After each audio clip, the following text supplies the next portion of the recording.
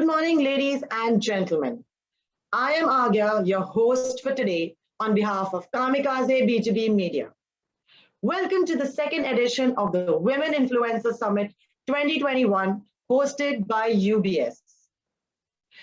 This event is dedicated to celebrate the most influential women in the industry. It aims at bringing women at par with the speed at which technology is growing. This platform brings together an array of powerful women, leaders, and allies from across industries and startups as they share their experiences, elucidate the growth strategies, address key concerns, and discuss their drive to success. The program includes cutting-edge insights from industry leaders and features in-depth panel discussions and networking to ensure that you are making the most of your time and going back with actionable strategies. You will be intellectually stimulated by innovators and business leaders as they discuss the current situation, future trends, and innovations of the industry. The theme of this year's conference is leadership, inclusion, and tech. Join us as we bring on one platform the minds of women who have outdone and are doing the art of balancing. Our conference will be followed by the Women Influencer Leadership Awards, 6:30 p.m. onwards. So, welcome once again to the second edition of the Women Influencer Summit and Awards 2021, hosted by UBS. Do not forget to network with your fellow peers in our specially made networking lounge. Ladies and gentlemen, we now begin the summit with the first leadership panel discussion, and the theme for this session is Women in C-Suite, Cracking Codes the Way Forward. Let me start by introducing the moderator of this session, Ms. Sonia Khurana, COO Digitas India Private Limited. Sonia is a seasoned marketer and a strategic consultant specializing in customer experience, customer engagement, data-driven marketing, and digital marketing with an experience of more than 20 years in the industry. Our next speaker is Ms. Ipsita Das, Managing Director, Moët Hennessy LVMH. Ipsita, a business leader with more than 14 years of experience in commercial, operations, and general management. A visionary who has always puts customer first. She believes it's critical to continue to innovate and be market relevant in today's dynamic world where consumers are flooded with options. Joining them, we have Ms. Dipali Mahesh, Managing Director, India AdStream. Dipali comes with a strong background in media platforms, having led teams in marketing, sales, content, and technology. A trailblazer in all assignments thus far. Her entrepreneurial venture, Movie Match Studios, set up along with her husband, is in its 9th successful year. Joining them is Ms. Deepti Ravula, CEO, WeHub, Government of Telangana. With an experience of more than 2 decades, Deepti is the founding CEO of India's first and only physical incubator by Government of Women Entrepreneurship, Government Affairs, Women Incubation, Economic Enablement, Organizational Development, and a lot more. I would now like to hand over to the moderator and the panelists.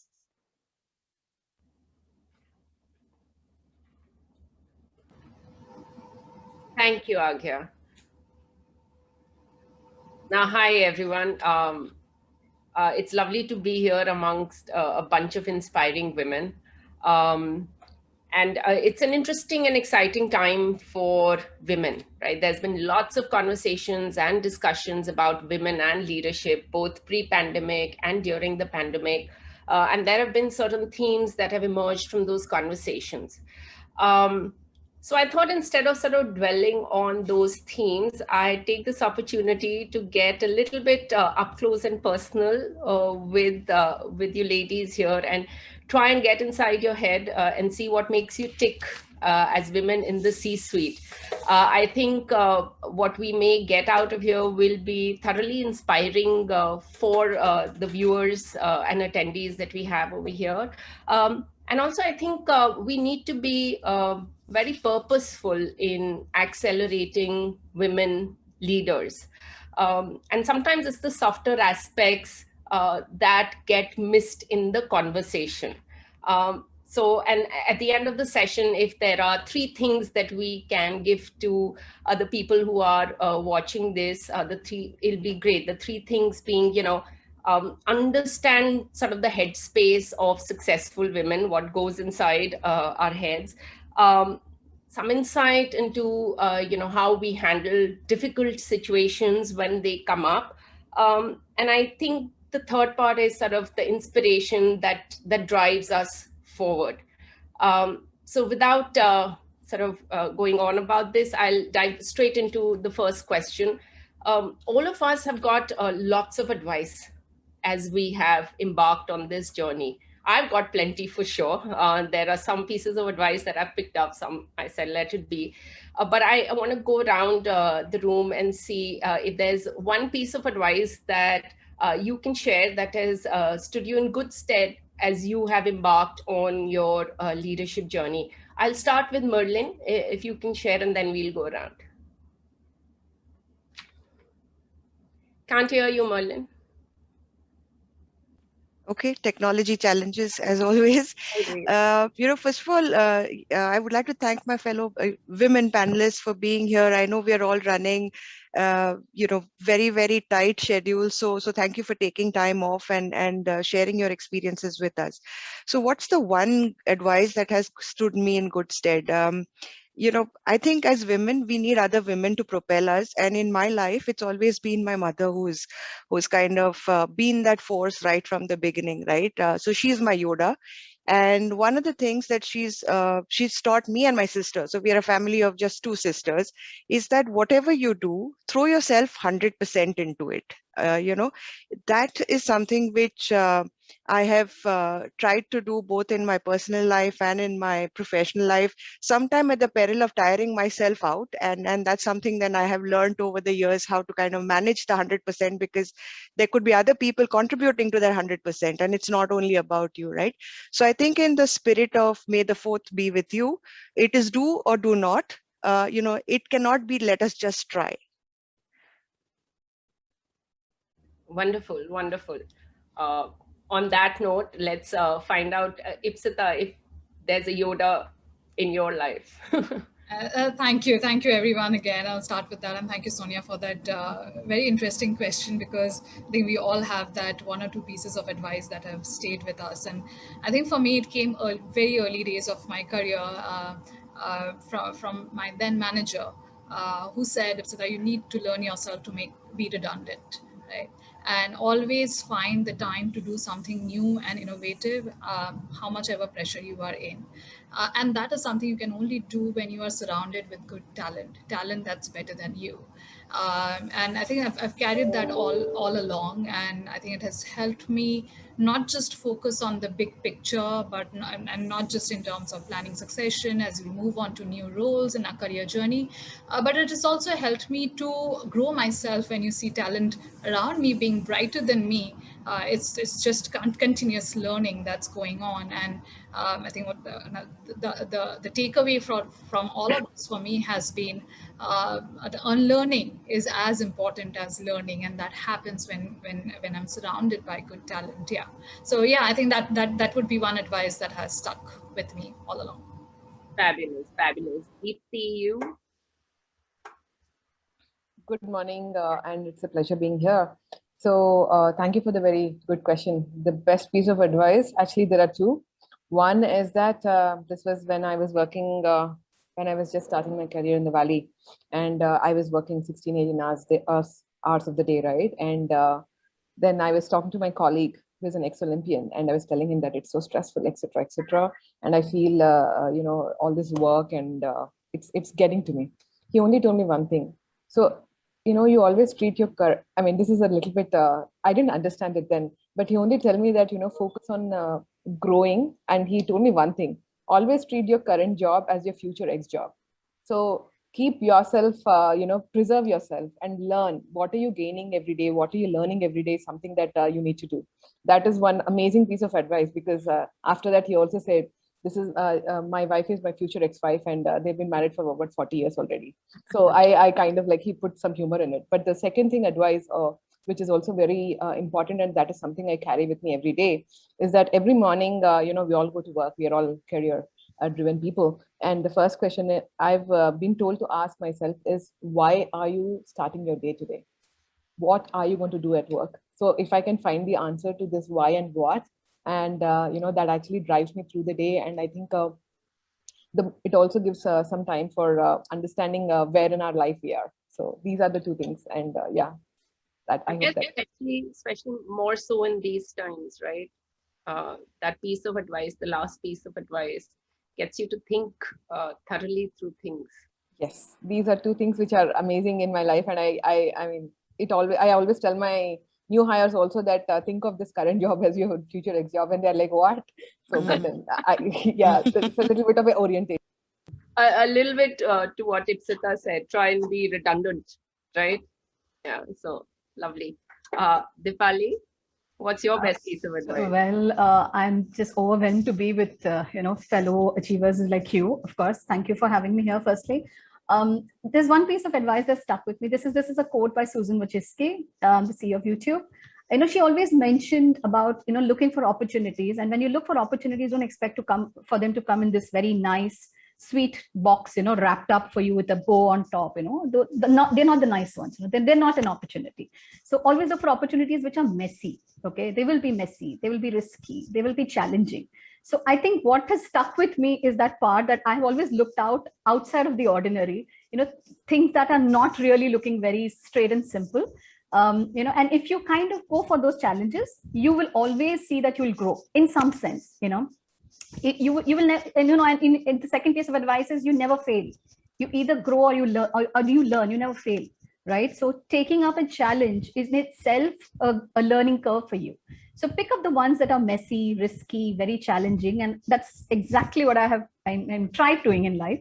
I've looked out for the ones where I can make a difference, and I think that's the place where women kind of should take a giant leap, of faith in themselves, to take up those, because it's been years of somehow we've been kind of moved into this nice slumber, saying, okay, don't worry, take up the comfort zone, take up the type where you can actually balance both, and look at everything that can give you the best of both worlds. So you tend to kind of pick up the lesser challenging opportunities. So my advice, the advice that stuck, this advice seriously stuck with me. And I think in the audience, women in the audience, please do look out for those challenging opportunities around you. They are going to be the risky ones, but that's the one that will propel you into your career growth. Yeah, propel your career growth, certainly. So Dipali, talk to us about some of the risks that you've taken, some sort of highlights in your career, and it doesn't come easy, like you've said, right? So what are those, and any advice on how one can become more comfortable taking those risks? Sure. I gave up my career to spend a year with my ailing mother. Okay, I was at the peak of my career in television, and my mother was, down with a fatal illness, and I just gave it up all because I just made a choice. All right. I thought maybe, after that I should, I could have gone back to corporate life, but I realized I was in Bangalore then, and I had fair amount of almost a decade and over a decade and a half kind of an experience with television, and I thought, I might just want to, but I realized that there was some sense of stagnancy in the corporate life. I didn't see myself growing. So my mother's and at the same time I was pregnant with my second baby, my son, and that very year we started our business. Mm-hmm. All right. Now it was a huge risk. It was absolutely a huge risk. We had to make a lot of changes. Me and my husband together, we kind of pooled in everything we had. It wasn't, I would not say of course, it was a calculated risk, but there are those sacrifices that need to be done. You're very nicely enjoying corporate life for over a decade and a half, and you're used to certain lifestyle, a certain amount of freedom, and a certain amount of respect, and certain amount of networking, and etc. And then we started from scratch, right? So it was about building that business, and it was the first year. I was a new mother. I mean, not exactly a new mother, but I was again a mother. So I had those, pressures of taking care of my little one, and we did those changes. But we sailed through. My business is 9 years old today. Of course, my husband takes care of it now. I thought I got newer challenges that I could handle, and so I came back to corporate life. But that period I thought was the most challenging, a risk that we actually took up, where we saw an opportunity. We actually nurtured that opportunity. I have a four-pronged, advice. If I could call it a four-pronged strategy for women who want to actually, firstly, learn to take things that you've not done before. Okay, pick up something that you've not done before. Second, always push yourself outside your comfort zone, because unfortunately, growth and comfort do not coexist. If you want to grow, there will be a certain amount of discomfort. Whether it's in terms of learning a new skill, or whether it's in terms of upskilling yourself, or whether it's in terms of carving out time from your family, or those things will come in. Third, and most importantly, keep evolving. Right? Never stop. Never ever stop. There is always something new to learn at every stage of your career. There is always something that you've not done before. There is always something that you always wanted to do and you haven't done. So just keep evolving. It will help you grow as a person. May not exactly be you may not exactly be able to put it to use right now at this point in your career, but definitely at some point in your career it will come back. And finally, learn to ask the very important question: why not? Most women tend up asking, why should I do this? Should I do this? The things like that. I think you should just turn that question around and ask, why not? Why can't I take up this course right now? Why can't I just learn? Yes. The worst that can happen. Yeah. What's the worst that can happen? Why not? Right. So I think that why not has, is a very important thing that we tend to miss out. We kind of ask the other question, saying, why should I? Can I? May I? Or could I do this? Or is it possible? Rather than that, just flip it around and say, why not? What's the worst that can happen? You've said it, Sonia. You just said it. Yeah. Ipsita, you're in a very interesting industry, right? Traditionally sort of the domain of men, so to say, but rapidly changing now. In that context, some would say that being in the industry is a risk itself, but I'm sure, I mean, it's more than that. Talk to us about one or two such instances where you've gone out of your comfort zone. Yeah. Sorry, a very interesting question, and I so resonate with what Dipali was saying, like of doing things not done before. And I think my entire career has been a risk, and moving, starting from the largest shipping giant in the world, working with Maersk, a $50 billion company, spending 7 years there, and then moving to a seed-funded real estate startup.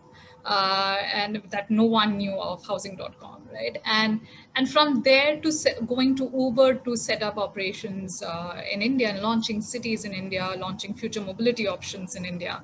And from that to a luxury conglomerate in LVMH, like no two industries have been similar and no two roles have been similar. So yeah, so they were all risks, and yeah, it's a very common question that I hear, like, how do you make those changes? And I think the common thread for me has been the greed to take the risk to learn new things. And I think we all are saying something similar in different words, right? And to put ourselves in that uncomfortable position to pick up new skills, pick up new ways of working, working with new people, working in different atmospheres, different industries, and so on.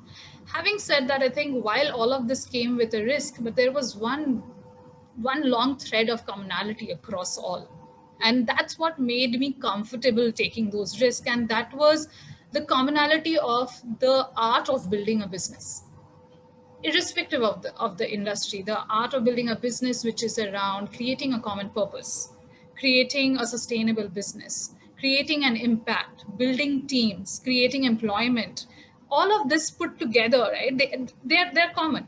whether it's a world of shipping where I was moving ships, and to Uber where it was about getting drivers on board and generating employment for lakhs and lakhs of people in India, to the luxury world. Like you said, Sonia, it's not very common to have, not just luxury, in Alcobev world, it's not very common to have women. But yeah, I think the times are changing. We have more women coming in the industry right now, and I think everyone is open to taking those risks today. And after a point of time, you don't see that as risk, you just see that as a way of living and way of growing your career. Yeah, the thrill of building businesses, right? Yeah. Deepti, you are running an interesting sort of one of its kind incubator, right? And I'm sure, I'm not familiar with it, but I'm sure it comes with its unique sort of challenges and risks. You want to share some experiences with us around that? Yes, absolutely. Thank you so much. And it's so nice to hear Ipsita speak before me, because I kind of echo what she said. So coming down to what I do, so I work for the government. So I was living in the valley. I was living my very comfortable and very NRI life, and I was actually on a good path to grow. But then 15 years later, I just packed my bags and moved back and started working in the government. So moved from Silicon Valley back to my state, because it is a new state at that point in time. So when VHub, before I was part of the government 2 years before VHub was actually announced at the Global Entrepreneurship Summit. And when our team announced it, our minister announced it, there was no mandate, there was no clarity, there was no nothing. It was just an announcement, because that's how most announcements in governments go, because they are nice to say. And it was a culmination of a 3-day event between the US government and the Indian government, and the president's advisors, and it was a big deal. Like the prime minister was there, of India was there, the president, everything was very big. And our minister made an announcement that we are launching VHub. And I was the first one in the row thinking, chuckling to myself that, what does a special platform for women actually do? What is a women incubator? And little did I know that 3 days later, I'll be called to head this initiative. And the first question I asked him is it because I'm a woman you're asking me to do this, because we hub and women? And then he said, no, there is only one work that I want you to do, which is getting women entrepreneurs a seat at the policy making table. So that was a mandate that was given to me. So at that point, till that point, I had never worked with women. I'm not an entrepreneur myself. I've worked in a few startups, but I'm not an entrepreneur myself. And that was the day when I realized that, I have to unlearn everything that I knew for the past 15, 16 years. And then I had to start from scratch. That is number one. Second thing is, this career pivots and all that is something that we all do as we go through, as we grow farther in our career, because we keep learning new things. But the interesting thing that happened to me is that I stopped learning and started with a blank slate, where I actually met with 345 women across all socioeconomic strata for 2 months straight. I mean, all I did every day was just heard them, because I wanted to understand what women entrepreneurship meant to each of the women, right? Because when you talk about women entrepreneurship, it always means empowerment. When somebody does something for women, it is seen as empowerment, giving back, or charity, or my diversity and inclusion check. But we wanted to make sure that, VHub does not become a check mark. So in that aspect, after interacting with 345 women, we finally put one pen to paper. For 2 months, we had nothing. It was a startup of myself in the government with no money, no budgets, no people, no nothing, right? So from there, we started, and no team, right? So after I met with them, and I finally understood what VHub was supposed to do. It was supposed to democratize women entrepreneurship and make sure that any woman entrepreneur who wanted to set up a business does not come in or come out of a VHub saying that I'm a woman entrepreneur, I need a special preference. But she comes out as an entrepreneur saying that I have this killer product which can kill any other innovation in the market. And that is the way we are doing this. And I'm happy to share that in the past 3 years, we've worked with 3,497 women. Because one of the other things that we removed from any government paper that we put out is we will never write 300 plus, 250 plus, 10 plus, because plus doesn't mean anything. Plus can be infinity, plus can be anything. So we started to put an actual number and bring a more human face. So that is what we've been doing. And the challenges are hilarious. And I think I'm in a government. So every day, every hour is different and people never show up on time. So it has been a fun experience throughout. I hope that kind of answers. Yeah, sure. I'm noticing sort of themes emerging over here already. Unlearning is a big one that's coming through. Dipali, in your case, I suppose when you decided to dive into setting up your own business, it was you and your husband. Currently in the workplace and in today's context also, how important is the role of sort of having a sponsor or an ally in your journey? Okay, media is a complex business, all right. Media, because one is it's continuously evolved. You know, we start with print, now we've gone to digital. Print is no more. So, you know, there is going to be forever a trajectory of newer developments that will come. Okay, and I absolutely resonate with what Merlin said in terms of having high-skilled people around you, because that's exactly what my current role is helping me do. Okay, I have been able to. I've been fortunate enough to have people who are not only committed but also complement each other. I think that is one very, very important thing. You should certainly, and again, I'm repeating what Merlin said earlier, but you should definitely try not to look for people who are like you, because you should look at someone who's absolutely maybe opposite, you know, maybe just to get a new perspective. And for my, but for my business, you know, the ad tech, you know, in platforms, and so we deal with a lot of newer platforms day in and day out. You know, digital has kind of exploded right now. We've been talking, so there are people who come to me with you know, only print relevant experience, or maybe radio relevant experience only. But you know, there are many things those people could also add to your, you know, bouquet of offerings, right? You know, some of them could actually give you you know, very, very nuance. You know, they could actually point out nuances on micro marketing. You know, how could you actually go? So for example, radio, you know, people experience with radio are very clearly focused in specific markets, right? Whereas on digital, you are actually talking proliferation, you know, so diverse talent. Absolutely. So I think, you know, surrounding you with the people with the right balance is very, very crucial. Point two, when you mention about having the right, you know, I've also worked in situations where there have been male dominated teams, and you know, not all decisions have gone my way, you know. And you know, with, you know, more than over 2 decades now in the business, this is not the time where inclusivity and gender equality was even a conversation. You know, sometimes you kind of thought, okay, this is how it works, right? You know, it's just how it is. You know, you can't help it. You know, those were the times. You know, but I think today you need to realize that if you are kind of getting clouded by that judgment, you are anywhere feeling that, you know, maybe this is just how it is supposed to be. Just pause yourself, look inside. If you really and genuinely feel that you have a point of view, please speak up. There is never a better time. Just like Merlin said, the way she went back to the client, whether it's a client, whether it's an internal stakeholder or an external stakeholder, please make sure you have your facts. Keep it very pertinent, keep it very succinct.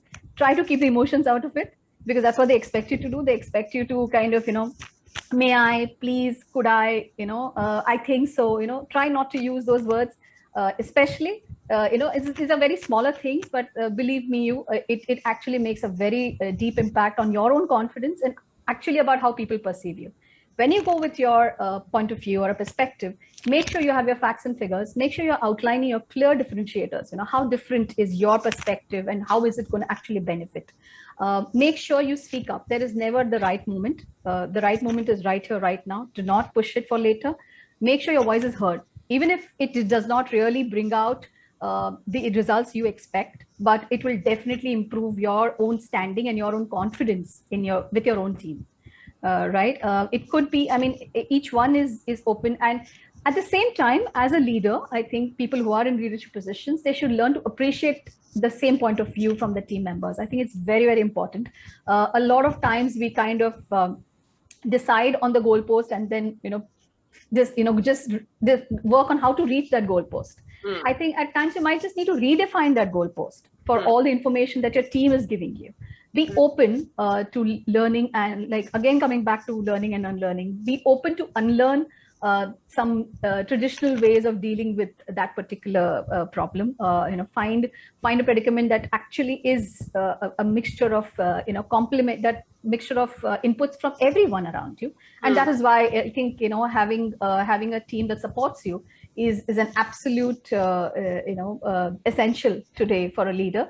But it's a two-way street. It's absolutely. always a two-way street. One of my favorite quotes of all times when it comes to teams is by David Ogilvy. He said something like, if each of us hires people who are smaller than we are, we shall become a company of dwarfs.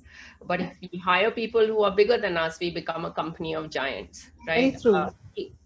I don't think anyone could have said it better. Yeah, absolutely. Because it just not just challenges you to think in a different way. It also just adds up collectively to the effort at any time. Ipsita, in your experience, are there any one or two sort of challenging moments that you related to people that you have encountered, and how you've sort of gotten out of those? How has that sort of impacted you as you think about yourself as a leader?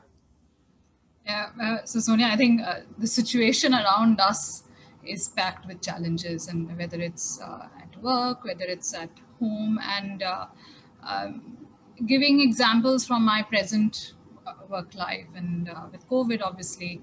I think the industry that I'm in, Alcobev and luxury tied to it, is an industry which is about meeting people. It's about meeting customers, meeting consumers is at the core of it.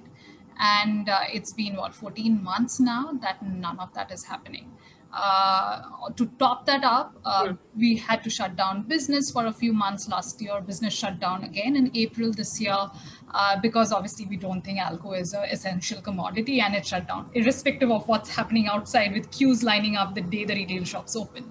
Now, all of that put together puts a lot of pressure on the people, not just the leadership, even like everyone in the system, right? And it comes with a lot of anxiety, and managing that people anxiety, on balancing that up with delivering on business is a difficult or an impossible task. And I know, Sonia, you mentioned at the very beginning the word balance is key, right? And that's been, I think, one of the biggest challenge I have faced in today's date. And I think this challenge has led me to prioritize better and vocalize that as well, which has now become clear. It's people over business. Right? Over like last April, probably we were still thinking and we were in a dilemma. Last May was when we figured out there are no two ways. And I'll give you two examples on why that happened, right? And we all have those turning points in our lives. And I am personally a very, very business focused person, developed myself into a people focused person as I've developed in the leadership role. And so last May with COVID, we lost a team member, right? And it was obviously, everyone was filled with anxiety. There was a lot of inhibition on what just happened, but there were ways to deal with it. We obviously had to support the family. It was our responsibility to do that. We gave a job, the same job, to a family member of this team member of ours.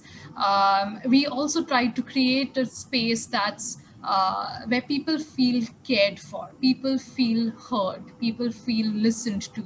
And this is not something that, it's not a challenge that happens to only, people who are starting their career. It's a challenge that happens everywhere. Like even my leadership team today also faces these challenges. Like just a couple of days back, one of my executive committee members came up saying, Ipsita, I'm feeling not very positive about how things are. And all that we need to do at times to handle this is here, just listen it out. And those are some basic things we can do in today's date. And I think it's like obviously with COVID, it's not just the workplace challenge. It's also the fact that work and personal life is not different anymore. It's become extremely blurred, right? And having that strong support system is extremely important, both at work and at home, right? On how you solve for those challenges, right? Whether you're hearing out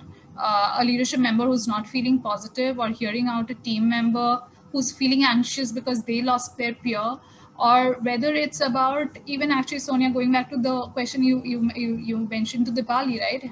The role of a sponsor and an ally, right? We all are sponsors or allies to everyone, and we all have those in some pockets. We might not term them with that title, but but we have that, like it's our spouses, it's our family support system. It can be our our parents, our in-laws. It can be someone who in the management committee just hearing me out and when I'm on a low day, and yeah, I think it's balancing all of that. I think today's date has been a very, very blurred situation and an environment where challenges come uninvited, left, right, and center, and I think people just listening to each other, people just giving that hearing ear, people just saying thank you, people just just showing that, yeah, gratitude. These are small things that kind of make up. A long way. Yeah. So I don't think there's one single key to solve that. But there are many small ways that we can help each other with. Yeah. Deepti, your experience may be unique from all of ours. So any instance that you would like to reflect upon that has been particularly challenging for you to handle, but you've been able to navigate it? So one of the unique things about the entity that I work for, or the people that we work in, is that we are a group of outsiders in the government who actually work with all the the upper echelons of bureaucracy and everything else. But the other thing is that we always need to keep our perspective and eye on the ball, that we are here for a certain amount of time to create a visible impact, which is why we've been hired into government. So one of the most unique challenges is that I face on a day-to-day basis is that I have a team of people who are they are all from the social sector. They are all people who have actually done exceptional great work in a not-for-profit kind of a sector. They're all young kids who have just graduated from the LSEs, and they're choosing to come back and work because they're passionate about, creating more impact, so to speak, in the women entrepreneurship space and in the country, work on policy. So one of the unique things that we deal with every day, and more so in the pandemic, is that we look around and we feel that what they do, they feel that it is very small. They look at what a healthcare worker is doing, or somebody else is doing, or a district head is doing, and they keep coming back into this thing where they feel that is it really necessary what we are doing? Should we be doing bigger things? So keeping their eye on the ball these days is one of the big challenges. And the second interesting challenge is that when nobody, sorry? So, for you particularly, as you look at this, what's sort of challenging for you as the leader?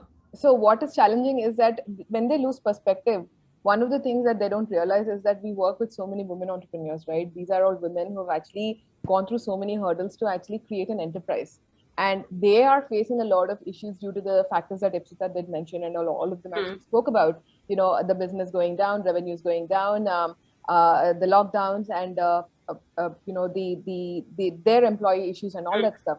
So when they come in with these issues, this is what I have to highlight, that we are not here for you and me. We are also in a manner, I will not say frontline workers, but we are also here to make sure that the 189 women-led startups that we work with are successful. So it's sort of, and again, bringing in that outsider. Yes, that has to be there. And more importantly, what you do is impact, because if you do not work with those entrepreneurs now in the sponsorship model, as you mentioned, those women may shut down business, and that is going to be a long-term disadvantage for them. So keeping the focus on who the end customer is. The end customer is not me. I'm the CEO. I'm just face of the business. Is that difficult to do sometimes? Extremely difficult, because see, when you work for a corporate, you know what the corporate goals are. But when you work in an entity for government, it is very important to realize that any small step that you do does impact half the population. And realizing the enormity of every action that you take is a big responsibility. And at the same time, it is also extremely heartening, so to speak, when we can even create I will not say a monumental change, but even like a tiny incremental change. It is also still going to impact a lot of people. So I think that is very, very difficult, but really, really satisfying. Lovely. So we are at the last leg of our conversation time. So lots of interesting things that have emerged, lots of learning for me. Also like reminders, right? We get so busy with our everyday lives that, these are things that we need to do, but don't always do, right? Get comfortable with the uncomfortable, unlearn. There's, opportunity knocks in various ways, right? How do you step up and take turn? Lots of interesting things. Thank you. We'll end with a fun quick fire round. So this year's International Women's Day theme was choose to challenge. What do you choose to challenge this year, Sita? You're on mute. Yeah. That's the most popular line of Yeah, it will get into the Oxford Dictionary sometime soon this afternoon. Well, choose to challenge, I would say calling out biases, although it's a theme for this year, but I think that's something that I have been personally doing for the last couple of years at any forum, personal and official work front, calling out biases. Deepti? This year, choose to challenge is for me, it is again very focused on the work, but I'll resonate what Ipsita said. And the second thing also is that we also want to take away this, when you talk about a entrepreneur, we choose to challenge this entire thing around women entrepreneurship. An entrepreneur is an entrepreneur. It's not a women entrepreneur. It is a leader. Like we are not women leaders, we are leaders, right? So challenging that, yeah. Challenging the labels that get attached to us. Dipali? Challenging labels, tags, yeah. Yeah. Well, for me, it's challenge the stereotype. It could be a belief, it could be a person, it could be a practice. Anything that you find that's been, the pandemic has taught us that nothing's constant, very clearly. There are far-reaching changes that have come about, whether it's in our profession, whether it's in our household, whether it's in our lifestyle, whether it's in the way we are caring for our loved ones. A lot of changes have happened. So pandemic has just gone to show us that, it could be a matter of, it could be one instant and the world could shift beneath your feet. So continue challenging practices that have not been challenged. So challenge the stereotype. Superb. Madeline, last round, starting with you again. Yeah. What's that one book that has really influenced you as a person and a leader? So this was a book that I read, in my early 30s, and it stayed with me. And it's a little sad book. It's a book called The Last Lecture by Randy Pausch, and you can actually see him speak. He was a professor of computer science at Carnegie Mellon, and there are a lot of nice life lessons in there. But I'll just like to call out two. One is, you cannot choose the cards that are dealt to you, but you can definitely play your best game. And I think that is very relevant in the days and times that we are in, right? I mean, we've been dealt a card. Now it's up to us to play to the best of our ability. And the second thing that has stayed with me from that book is, we could be good at something and that makes us valuable. But the moment we bring something to the table, that makes us welcome. So I think you need both of these to be, true and relevant at work, at home, and your personal life. Super. Ipsita? Okay, so I have to say, not much of a book reader, more of a video watcher. But majorly influenced by Indra Nooyi. And I've been following her for many years, and I think there are many things about her that has stuck to me, but I'll just mention two. I think the first one is her saying on leaving the crown in the garage when you enter home, and that's extremely important to be able to manage both and giving the 100% to both personal and work life. And the second one is the very obvious one of just saying thank you, right? Don't take anything and anyone for granted, and that little gratitude goes a long way wherever you are. Well said. Deepti? So yes, I'm more like I'm not a inspiring book reading kind of a person. I'm more of a Jane Austen back in the day kind of a person. Very comics, Shikari Shambhu type person. But one of the books that I did manage to finish, because I think we need to keep the sense of magic alive. So when I do go back and read the Harry Potter or whatever else, it just transports you, right? We believe in magic still. But one book I did really manage to read because I wanted to is actually The Power of Habit. So it is one of the best, actually one of the first non-fiction books that I actually managed to finish, because it actually gave me a lot of insight into how I was, my habits, and what were the reasons why I was doing something, why I was doing things. And it actually brought me a little bit of self-discipline, as to speak, because we got so caught up in tasks that we forget that, there is also us beneath all this.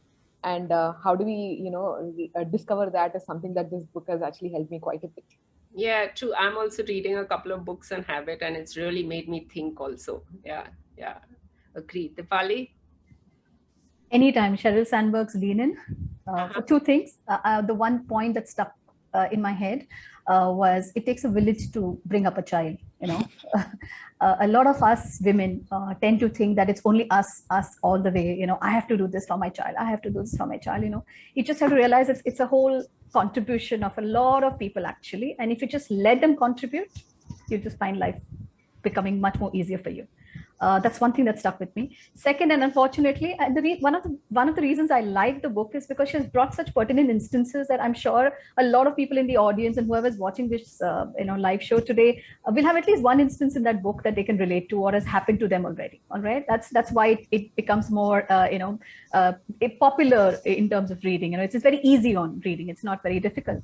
But unfortunately, it also highlights a lot of barriers that women still have, you know, in this so-called developed society, the developed countries, the so-called developed countries actually, where women still have barriers, and a lot of those barriers actually stem from within. Okay, I like the way she tries to tell you that, you know, first get rid of your internal barriers, you know, your internal inhibitions, you know, try to get out of them, break those, and you'll automatically see the rest of it just fits.